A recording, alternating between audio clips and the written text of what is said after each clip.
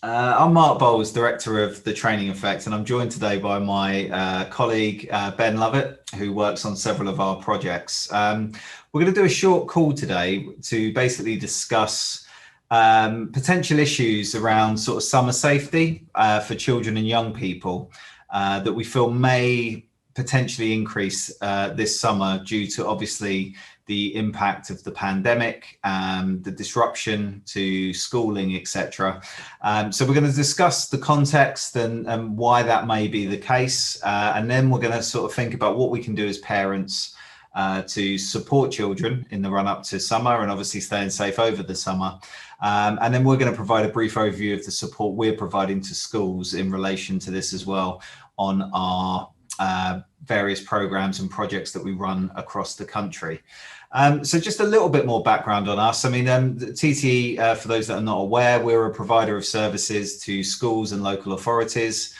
We do a lot of support around the relationships, sex and health education curriculum, intervention programs delivered in various parts of the UK, and research and evaluation work related to emotional health and wellbeing, and including the impact of COVID that we did in partnership with the University of Bath. Ben, do you want to just introduce yourself briefly? Yeah, so my name's Ben. So I've been working with Mark at TTE for about 8 years now, I think 7 or 8 years. Time flies. Yeah, I've been the lead on the project in Oxfordshire and Buckinghamshire, which is PSHE or SHE sessions in schools, and led on a lot of the resource development we do in curriculum and other kind of aspects of support for schools, and worked on our emotional health and wellbeing programme in South London as well. So that's just a little bit about me. Thanks, Ben. Okay, so we said we're going to talk about the context. I mean, should we be worried, I guess, about this summer? I mean, I think there's always concerns around risk-taking behaviour amongst adolescents and children, certainly older children in the summer months. But I mean, some concerns have been raised kind of in the media and nationally by various charities. It's feedback we're getting from schools that they're potentially worried about an increase in risk-taking this summer. And we just want to spend a bit of time thinking about why that might be the case. And I think there's a few strands there that we probably need to cover. I think there is a reality around almost a pent-up demand, if that makes sense. You know, young people have not had the opportunity to be with their peers as much as they would like. For some of them, their sort of social development maybe has been impacted by the effects of lockdown, etc. Peer influence, we feel, will be an issue this summer as well. Some young people may be exposed to potential scenarios and situations that they wouldn't have been kind of normally. And I think if we generally think about kind of where we are as a sort of nation, there does feel a desire to kind of get back out there by a lot of people. And I think if that's true for adults, it probably is going to be true for young people as well. Anything to add on that, Ben? Yeah, I think there's something in a lot of the rhetoric from even government down and education settings is very much about catch up on missed education and catch up. And I think there's, you said yourself, in terms of like children being almost kind of locked up and inside, there's a reality on catching up on being a child as well. And I think social interaction and children being with their friends is important. And you know, there was a government report, I think State of the Nation, a mental health report back in 2019, I think, which was really clear about, you know, the importance of relationships between children and young people, and them seeing their friends in outdoor settings, and the impact that can have on emotional health and well-being. And it's an unintended consequence of the pandemic that's just not been possible to quite the same extent and in quite the same way. So I do think it's important that we give children every opportunity to catch up, you know, in terms of academic and education, but I do think there's a place for them to enjoy being children and young people as well. And I think the challenge for parents is how we enable them to do that safely. And that might be why we're here. So I think that's a really good point, and I think some of the risk. I mean, why we're worried about it and why we're sort of having this conversation and doing some of the work we're doing, is I think there is a reality that some young people have missed out on the development of some of the coping and kind of emotional skills. It's easy to forget the amount of work that does go on in schools. It's not just academic work that schools complete with young people. If we think about the breadth of the sort of relationship, sex, and health education curriculum, it is helping young people manage. There's a lot of emphasis on their own coping skills, on the kind of development of the softer kind of pro-social skills and behaviors. So I think for some young people, that may have not developed in quite the way we would want, but physically and kind of neurologically, they're still in a position where maybe engagement in risk taking will be more likely. So, I think that presents some pretty unique issues that we maybe don't see on a normal year, which is one of the reasons why we hope that there isn't an increase in risk taking, but we feel that being proactive around it probably does make a lot of sense given everything that we've kind of we've been through and actually seen over the last year. So on that, I guess, what can we do as parents, Ben? What is it that we can kind of think about in terms of the best way to sort of support our kind of children as we get up to the sort of summer months and then kind of find ourselves kind of living through it? I think there's two conversations or kind of pieces here to think about, and one is about this preventative bit around equipping children and young people with the skills to safely manage the risks they'll be exposed to, because we can't eliminate all risk from children and young people's lives, and unfortunately they will go out, they do come into contact with people, and with that sometimes comes opportunity for risk. So I think it's important that absolutely every child and young person has an opportunity to think about how to manage that safely. And I think the other bit is responding to your child post risk taking, and every parent's worst nightmare, I imagine. But when it's happened, then what? Because I think that's a really critical moment, because if your response isn't particularly good to your child, or it doesn't kind of come across as supportive and from a place of good intentions, and it's punitive, and it's kind of about telling them off, and it's from a point of fear, then the likelihood of your child being open and honest around any of that stuff in the future is slim. So that's a good point, Ben, because I think open conversations are key, aren't they?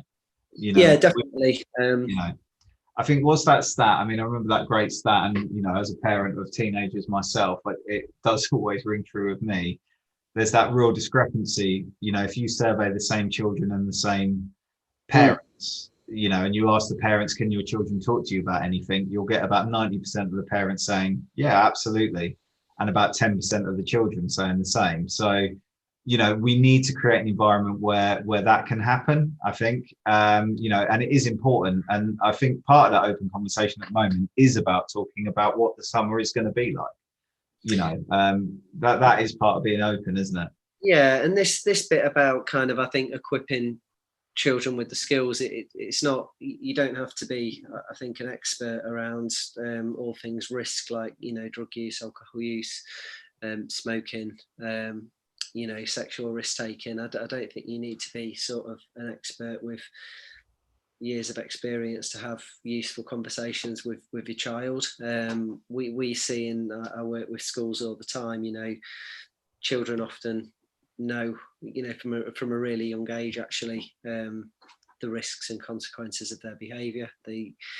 They're aware of that, but they're not, drivers or motivators for the behaviour in the first place. So again, a lot of the stuff we focus on in our schools work is about, if you're in that situation, how on earth, are you going to manage it? And, it's thinking about things like excuses.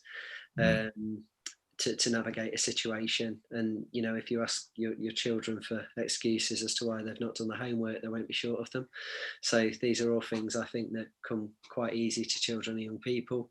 Sometimes just changing the context can be useful. It's trying to understand why they felt a perceived pressure to engage in the behaviour in the first place.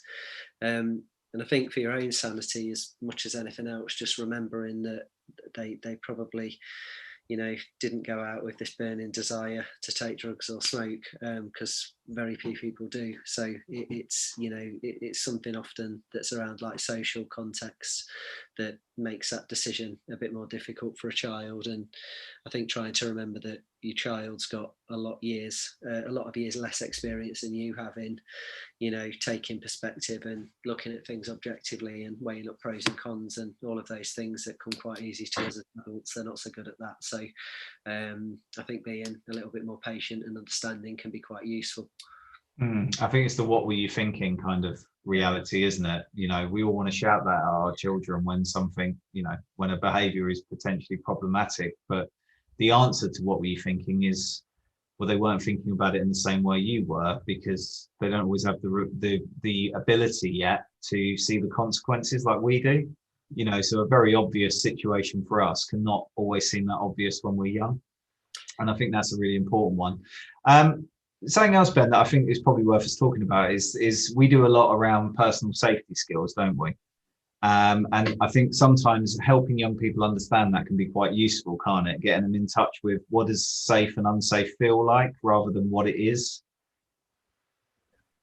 So, you know, one thing we can do is conversations with our young people about, you know, that concept of kind of what does it feel like when you're in a potentially kind of risky situation, you know, and getting them to focus on what does their body tell them. Because I think some of that gut feeling stuff can be much more useful, because we don't have the luxury of pointing out to them every single risky situation they're ever going to find themselves in. So connecting with your own feelings and kind of what safe and unsafe feels like for you can be a really good idea. And that's something we do on quite a few of our programs, isn't it?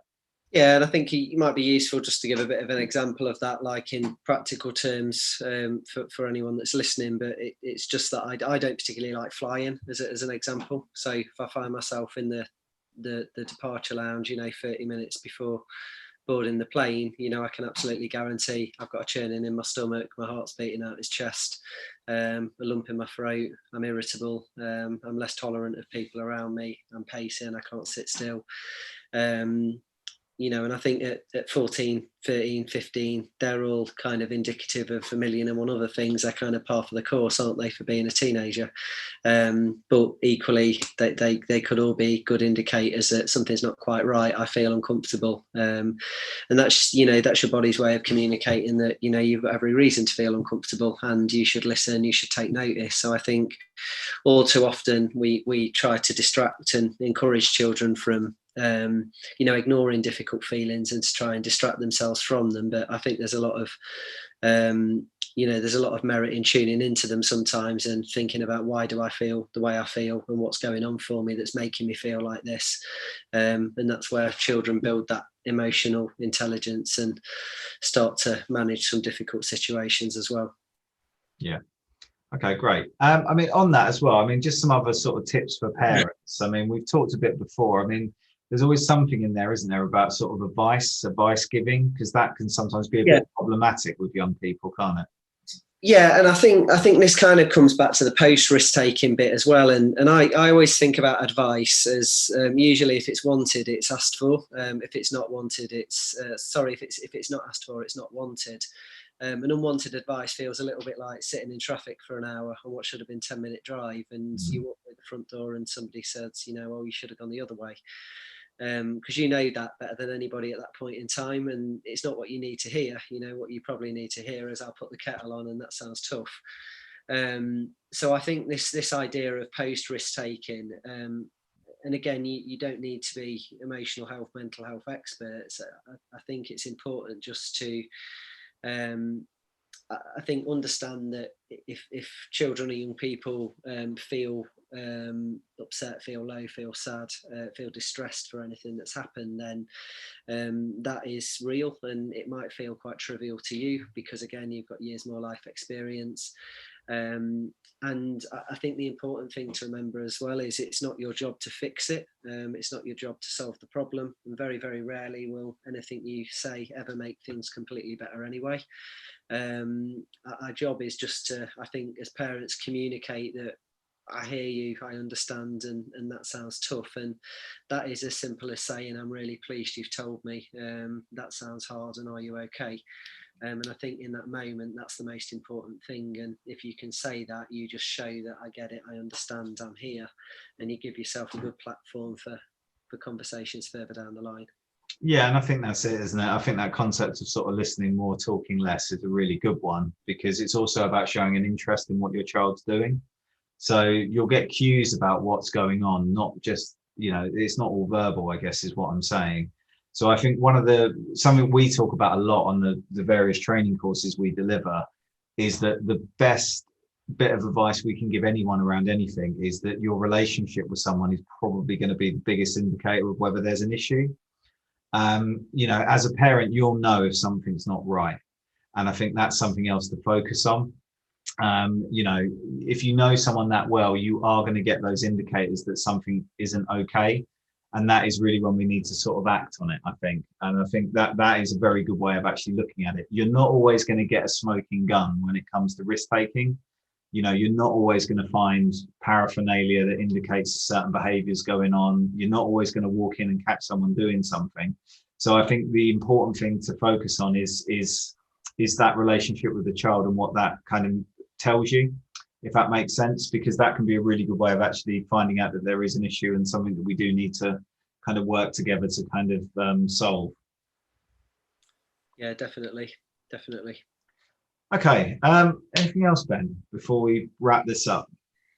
No, I think I just stress that point about, again, you've said it yourself, but it's just that importance of the relationship you have. And I think for many people that they might listen and think, well, my relationship could perhaps be better with my child as well, and that's okay. I think all relationships need work and take work. It's a good opportunity.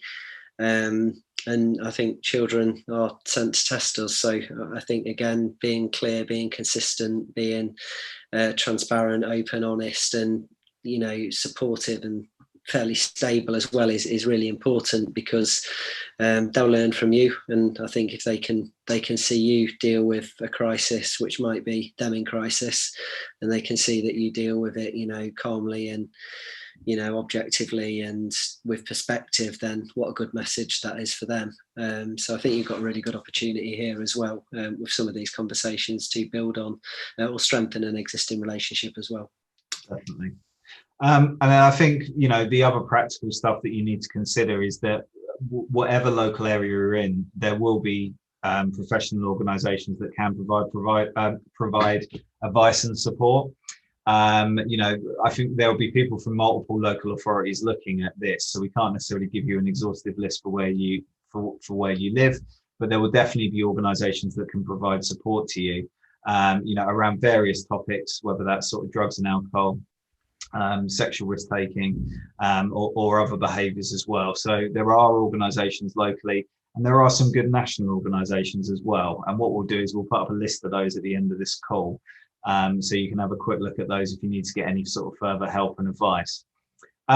The other side of this is the stuff we're doing in schools. So just to make you aware, we are providing some summer safety resources that can be delivered in primary and secondary school. And that is really kind of leading on from what we've talked about today. So those sort of concepts of personal safety, helping young people understand what we mean by risk, getting them connected with what's risky for them, and knowing what to do if they find themselves in a risky or unsafe situation. That is the kind of stuff that we're delivering in preparation for the summer. And then alongside that is the work we deliver anyway around the relationship, sex and health education curriculum and the various other projects that we run. So anything else, Ben, before we finish? No, I don't think so, mate. Okay, well, look, thanks for watching. We hope this was useful. If you do need any further advice and support, you can get in touch with us, and our details are at the end of the call as well. But yeah, we hope it was useful, and thanks for watching. Thank you. Let's recap on what we covered. Open and honest conversations are key. Don't wait for something to happen before discussing issues with your children. Young people need skills as well as knowledge to manage difficult issues. Schools do a lot to help develop these, and you can support your children as well. Adolescents are still developing. The adolescent brain is not fully developed until early adulthood. This can mean young people are more likely to act impulsively and not see consequences. Helping young people recognise what safe and unsafe feels like to them by understanding the signals our bodies send us can really help. Think butterflies in your stomach. Giving advice is important, but don't be surprised if it's not always listened to.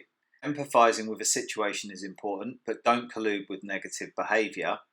Have clear and consistent boundaries and stick to them. Try and be a positive role model.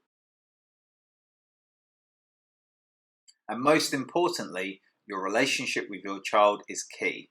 It is your relationship that will often alert you first that there is an issue.